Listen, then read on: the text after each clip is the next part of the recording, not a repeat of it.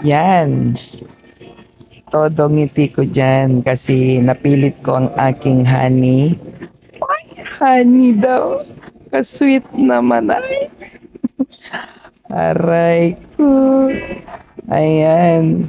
Pinilit ko siyang dumaan kami sa pinag-uusapang bridge ng Kamalanyugan. Ayan, nasa Kamalanyugan na kami guys. Buti na lang pumayag kasi kanina ayaw niya.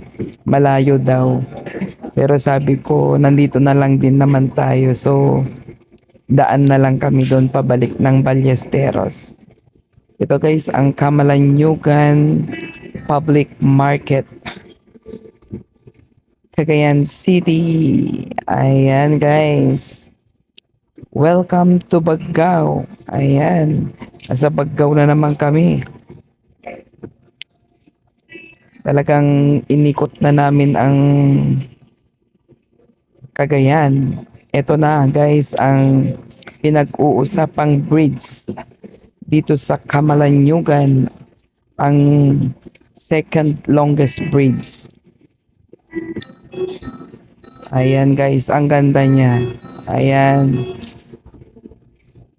Nung una ayaw pang maniwala nung aking honey. Ayun, honey na naman kasweet. Ay. Ayan guys, sa wakas nakadaan din dito. Kahit hindi na ako dadaan, nadaanan ko na ang Kamalanyugan Bridge na bagong bago. Yan guys, maganda po talaga siya. May mga dalawang daanan ng tao magkabilaan. Ayan, sa kabila meron din. Kung gustong mag-jogging, meron din po dyan. Ang ganda po ng pagkagawa niya. Ayan guys, tuwang-tuwa ako dyan.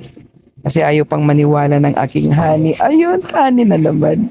Ang aking asawa na ito yung nung second longest bridge.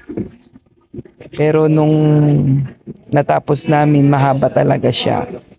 Ayan guys, ang ganda, promise. Gusto kong bumaba para mag-picture pero ang daming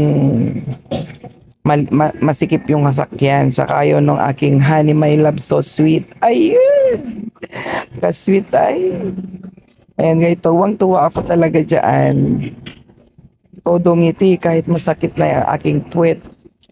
Kasi talagang masakit na talaga dyan kasi from Junction Luna, Abulug to Kamalanyugan and Ballesteros. Talagang sumakit na todo yung puwet ko dyan. Pero todo ngiti pa rin.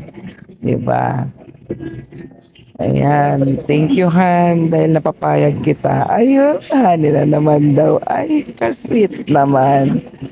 Ayan. Picture-picture na lang ako dyan. Ayan, guys. Ang haba talaga niya. Mas mahaba sa Bunton Bridge. Mahaba po talaga siya. Ayan, ang ganda.